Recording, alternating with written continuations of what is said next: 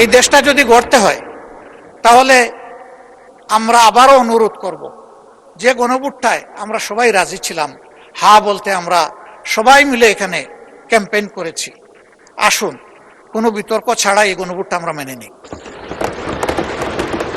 ওই গণভোটের ডিরেকশন অনুযায়ী আমরা যে সংস্কার পরিষদটা গঠন করার কথা, সংবিধান আইন মানুষের জন্যে, আমরা স্বীকার করেছি সবাই সব কিছু আইন মেনে আজকের এই জাতীয় সংসদ গঠিত হয়নি, এই পর্যায়ে আমরা এসে উপনীত হইনি। আমরা আইনের কম্প্রোমাইজ করেই এখানে এসেছি এবং কম্প্রোমাইজ করেছি আমরা দেশ এবং জনগণের স্বার্থে।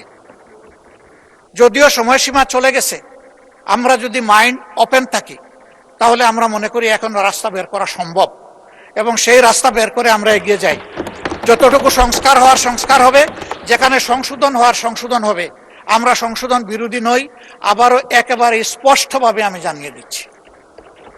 এবং সংবিধান সংশোধনের কাজটা এবং আইন রচনার কাজটাই তো আমাদের কাজ।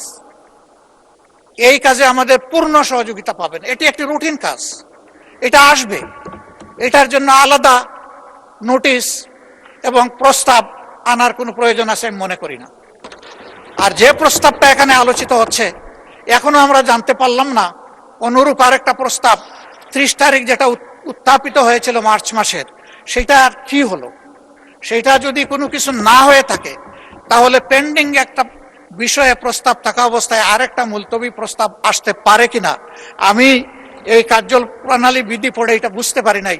যেহেতু আমি নবীন সদস্য, আমাকে একটু বুঝিয়ে দিলে আমি খুশি হব। আদৌ এই ধরনের কোনো সুযোগ আছে কিনা, যদি না থাকে তাহলে এই প্রস্তাব এখানে আলোচনার কোনো দাবি রাখে না। আলোচনা হয়ে গেছে, আমরা এটা ফিরিয়ে নিতে পারবো না, কিন্তু আলটিমেটলি আমি অনুরোধ করব, আমি বিশ্বাস করি এটার কোনো সুযোগ নাই, এটা যেন কগনিজেন্সে নেওয়া না হয়। মাননীয় স্পিকার, সময় আপনার হাতে কিছু বাঁচাইয়া দিয়ে আমি বিদায় নিচ্ছি। ধন্যবাদ আপনাকে। আসসালামু আলাইকুম।